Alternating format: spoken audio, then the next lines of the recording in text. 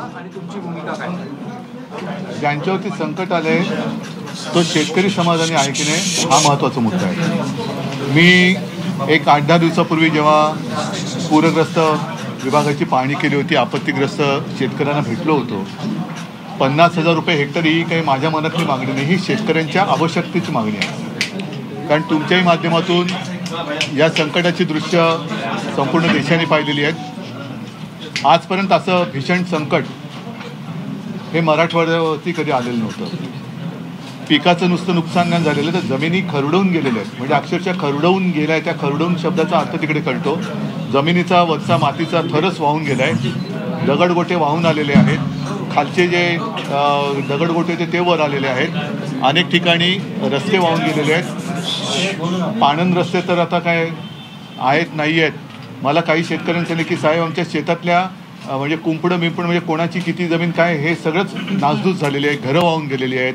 म्हणजे संसारच वाहून गेलेले आहे, आयुष्य वाहून गेलेले आहे. अशा परिस्थितीमध्ये एक शेतकऱ्याची अपेक्षा आहे की किमान 50,000 रुपये हेक्टरी जसं पंजाब सरकारने केलं. आणि आता त्याच्या डोक्यावरती कर्ज आहे. गेल्या हंगामाचं कर्ज त्याच्या डोक्यावरती आहे. साधारणतः हे पीक हाती लागलं असतं तर कदाचित त्याला 2 पैसे मिळून कर्जाची थोडीफार परतफेड झाली असती की जेणेकरून पुन्हा आता रबी हंगामाच्यासाठी बँका त्याला कर्ज देऊ शकल्या असत्या. आता जी गरज आहे ती म्हणजे एक तर यांच्या जमिनी पूर्ववत करून देणं, त्याच्यानंतर कर्ज माफी करणं. कारण कर्ज आता फेडूच शकत नाहीत. पहिलं कर्ज चढले, कर्जाचं पुनर्गठन म्हणजे जे हप्ते आता भरावे लागतात ते काही काळ थांबवून, पण ते थांबले तरीसुद्धा त्याच्यात वाढ होत राहणार. म्हणजे चक्रवाढ व्याधीसारखं ते झालं. म्हणजे जेव्हा त्याचं उत्पन्न सुरू होईल किंवा पुढच्या हंगामामध्ये पुढच्या वेळेचं कर्ज मिळालं तर ते कर्ज, त्याचे हप्ते, हे कर्ज, ह्याचे हप्ते, म्हणजे हा शेतकरी उभाच राहू शकत नाही. तर सरकारने आता पूर्ण एक जबाबदारी घेतली पाहिजे पालकत्वाची. म्हणून मी गेल्याही वेळेला बोललो होतो की माननीय पंतप्रधानांनी सुद्धा ते जे मुंबईत येऊन गेले शेतकऱ्याबद्दल एक अवाक्षर काढलं नाही. त्यांना खरं कल्पना दिली होती की नव्हती हे मला माहिती नाही की जिथे तुम्ही चाललाय तिकडे विमानतळ आहेच पण शेतकरीसुद्धा आहे. आता त्या शेतकऱ्याबद्दल एक अक्षराने पंतप्रधान काय बोलले नाही.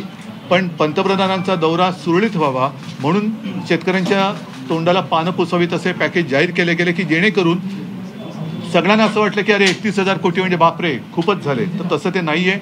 अनेक आता कृषीविषयक तज्ज्ञ जे आहेत, अर्थतज्ज्ञ आहेत, ते विश्लेषण करतायत आणि प्रत्यक्षात ही मदत त्यांच्या सगळ्यांच्या विश्लेषणातून जे काय मला कळलं ती 6,500 कोटीची आहे.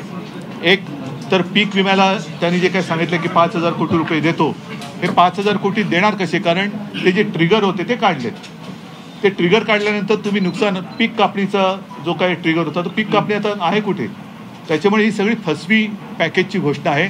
आत्तापर्यंतची इतिहासातली सगळ्यात मोठी थाप ही ह्या डबल इंजिन सरकारने आणि देवेंद्र फडणवीसांनी मारली.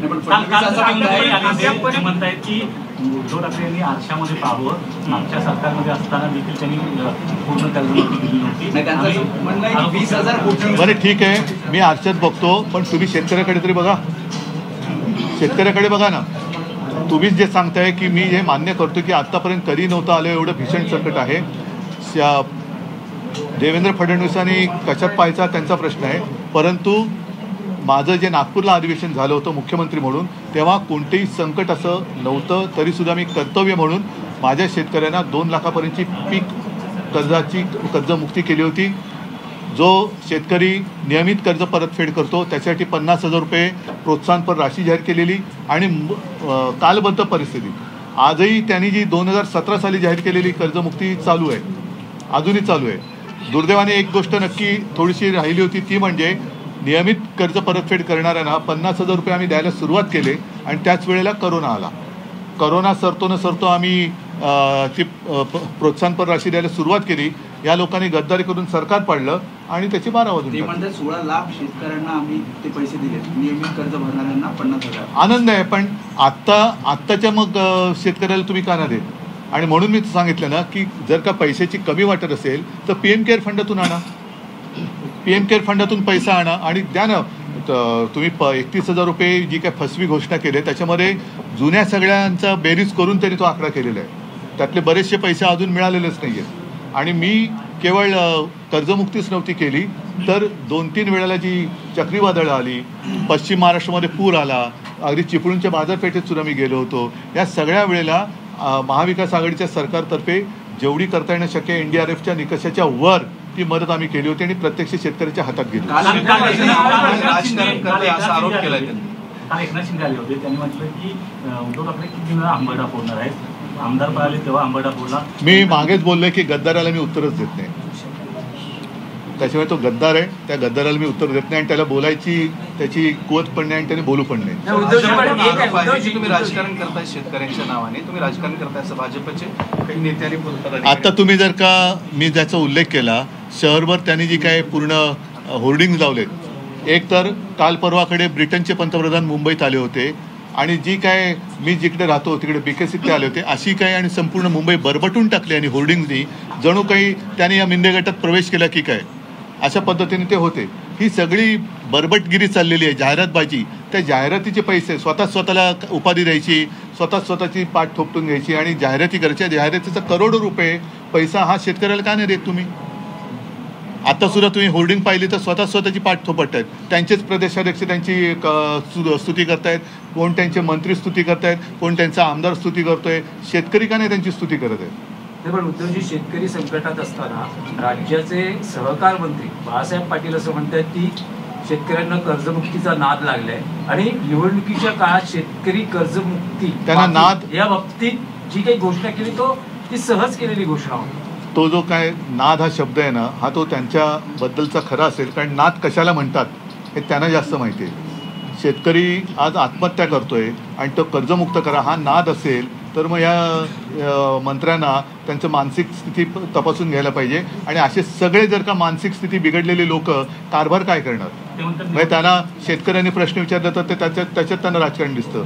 कर्जमुक्ती मागितली तर त्याच्यात त्यांना नाद लागला असं म्हणतं. यांचे नाद अनेक आहेत, एकेकांचे नाद येत आहेत, कोणाचे डान्स बार बाहेर येत आहेत, कोणाचे काय बाहेर येतात, ते सगळे नादिष्ट अशी लोक आहेत. निवडणुकीत आश्वासनं ही देण्यासाठीच असतात तशी केली. देवेंद्र फडणवीस असं म्हणतात की तुम्ही जी कर्जमाफी केली होती तर नवल काय केलं, आम्ही पण त्यापूर्वी 20,000 कोटीचा. ते सोडून द्या ना, त्यांनी केली होती ना, आत्ता करा ना, आत्ता करा ना. मी काय केलं, तुम्ही काय केलं, आम्ही त्यांनी शेतकरी वाचणार आहे का? आत्ता शेतकरी कर्जमुक्ती मागतोय, आत्ता शेतकरी 50,000 रुपये हेक्टरी मागतोय, ते द्या ना तुम्ही. म्हणजे देशात काय केलं तर नेहरूनी केलं आणि राज्यात काय केलं तर उद्धव ठाकरेंनी केलं. मग तुम्ही काही करताय की नाही? का तुम्ही आता जाऊ दे शब्द वापरतायत नाही मला. दिवाळी 10 दिवसावर आहे, तुम्ही काय अल्टिमेटम देताय? कारण मी सांगितलेलं आहे की ह्या पॅकेजची आता पूर्ण अंमलबजावणी कशी होते त्याच्यावरती शिवसेना पूर्ण राज्यभर एक दक्षता पथक नेमेल. पूर्ण गावागावामध्ये पथक असेल. दिवाळीपूर्वी आता त्यांनी जी काय मनरेगातून ही कशी काय माफी पैसे देणार उचलून तशी तरतूद आहे का? कारण मनरेगा ही साधारणतः रोजगार हमी योजनेचं ते एक नामांतरित रूप आहे. ती मोलमजुरी करणाऱ्यासाठी रोजगार हमी योजना, आता ती त्यातनं 3.5 लाख रुपये मुख्यमंत्री कसे देणार? आणि म्हणून मी त्यांना सांगितलं की तुम्ही 3.5 लाख रुपये पर हेक्टरी मदत मनरेगातून करणार असाल तर त्यातले किमान 1 लाख रुपये दिवाळीपूर्वी शेतकऱ्याच्या खात्यात टाका. मंगळवारी महाविकास आघाडीचं शिष्टमंडळ आपलं ठीक आहे, तिकडे भेटू ना. ठीक आहे, मग मुंबई आणि महाराष्ट्राचे प्रश्न ते मुंबईत आपण भेटू आणि त्या भेटीनंतर सुद्धा आम्ही तुम्हाला भेटणारच आहोत. तर सगळ्यांना